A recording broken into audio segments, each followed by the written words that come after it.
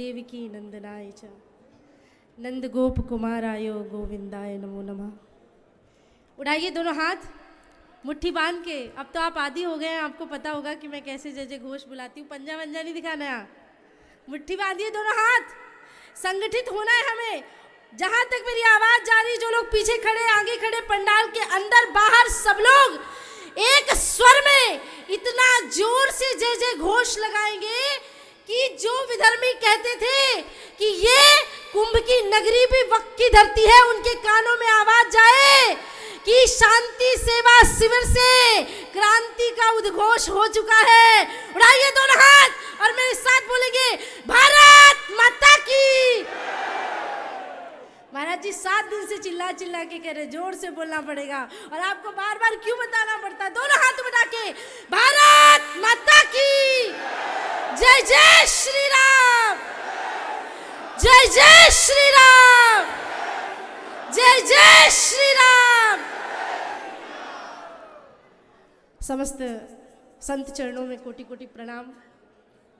परम पूजनीय श्री देवकी नंदन ठाकुर जी महाराज, जो इस कार्यक्रम की दिव्य अध्यक्षता और जिनके सानिध्य में ये कार्यक्रम हो रहा है, विराजमान सभी प्रभु भक्तगण, मातृशक्ति, समस्त साधु संत, मीडिया जगत, सबको प्रणाम। समय बहुत कम है, अपनी बात रखती हूँ जिस विषय के लिए हम यहाँ पे आए हैं। कहते हैं कि संत तीर्थों में नहीं जाते, नाम्यानि तीर्थानि न देवा मुक्षमाल्याति पुनंति रुक्काले न दर्शना देव साधवा।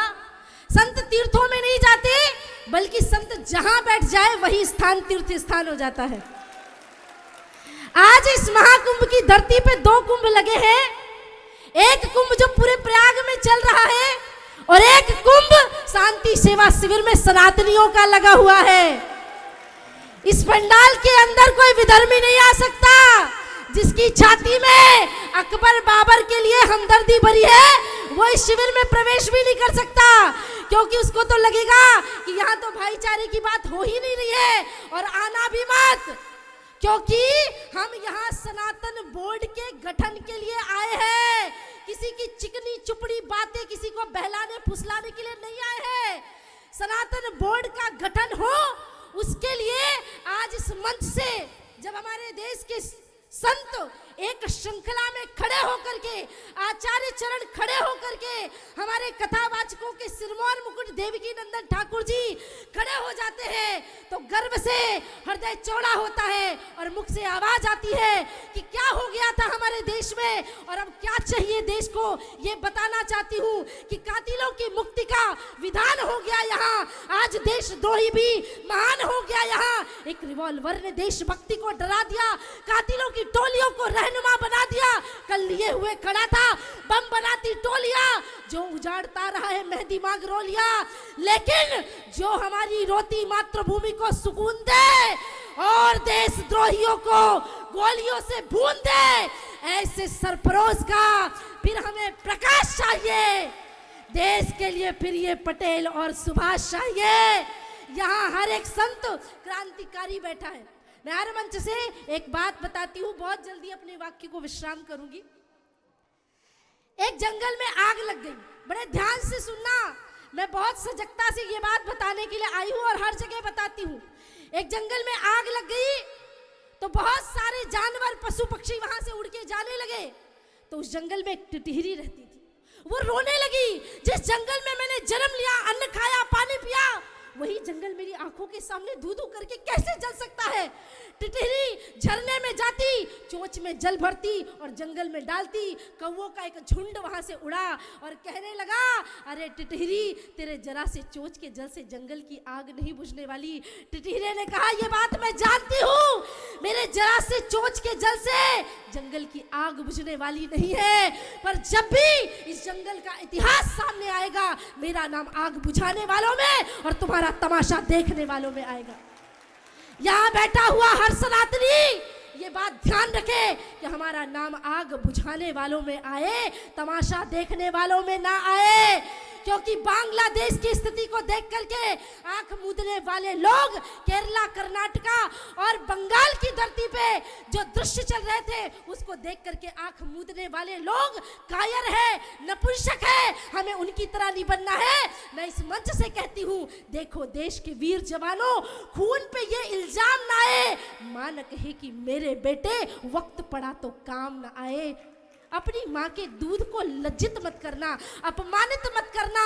हमारे देश के इतने सारे 33,000 मंदिरों को तोड़ तोड़ करके तुमने अपनी मस्जिदें बनाई, वक्फ बोर्ड रूपी राक्षस को फैला दिया और फिर कहने लगे कि भाई ये क्या बात होती है, ये मस्जिदों को क्यों तोड़ा जा रहा है। किसी कवि ने, किसी शायर ने कह दिया, भाई मस्जिदें तुमने बनाई मंदिरों को तोड़ के, मस्जिदें तुमने बनाई मंदिरों को तोड़ के। अगर इतना ही भाईचारा था, इतना ही उदार भावना थी, इतना ही तुम्हारे अंदर प्रेम था, इतना ही तुम्हारे अंदर इंसानियत थी, तो क्यों नहीं किया कि मस्जिदें तुमने बनाई मंदिरों को तोड़ के। मस्जिदें क्या बन नहीं थी मंदिरों को छोड़ के? क्या वो मस्जिद बगल में या कहीं और नहीं बन सकती थी? तुमने हमारे जितने मंदिर तोड़े, लेके रहेंगे। पर बाकी बात सब बाद में। सनातन बोर्ड बनेगा तो गौरक्षा भी हो जाएगी, वक्फ बोर्ड भी खत्म हो जाएगा, हमारे देश के मंदिरों का शासन सुशासन सब व्यवस्थित हो जाएगा। लेकिन उसके लिए 2 काम जरूरी है। एक, सबसे पहले सनातन बोर्ड का गठन होना, और उससे भी पहले आपको सच्चा सनातनी बनना। हमारा संघ कहता है, राष्ट्रीय स्वयंसेवक संघ कहता है, हिंदवः सहोदरा सर्वे न हिंदू पतितो भवेत्, मम दीक्षा हिंदू रक्षा मम मंत्र समानता।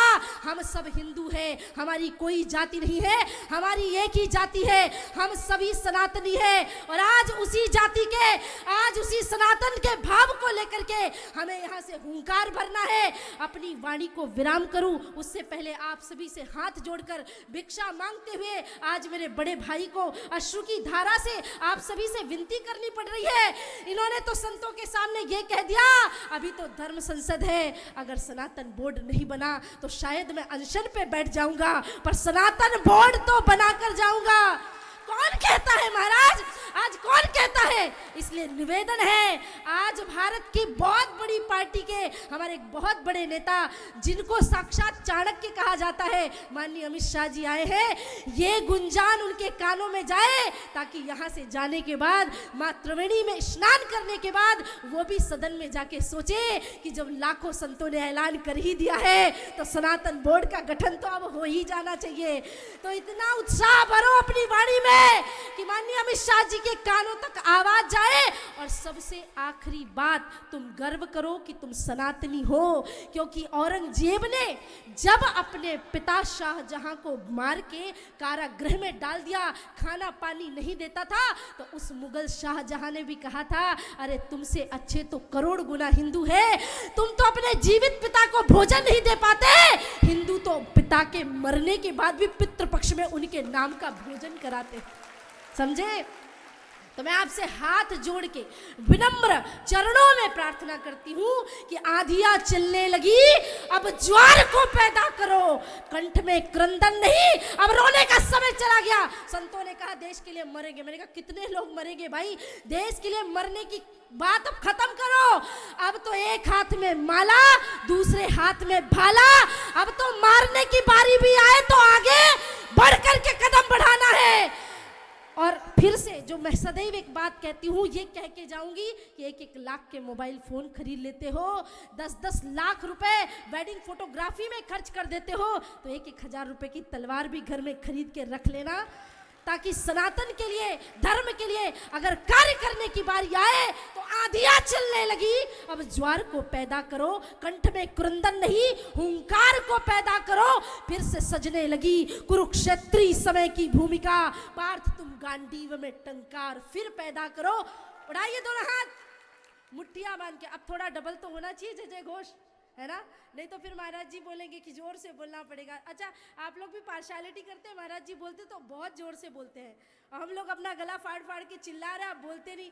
पीछे वाले भी दोनों हाथ ऊपर उठा के एकदम सीधे, ऐसे ऐसे क्या है, एकदम सीधे हाथ, है ना?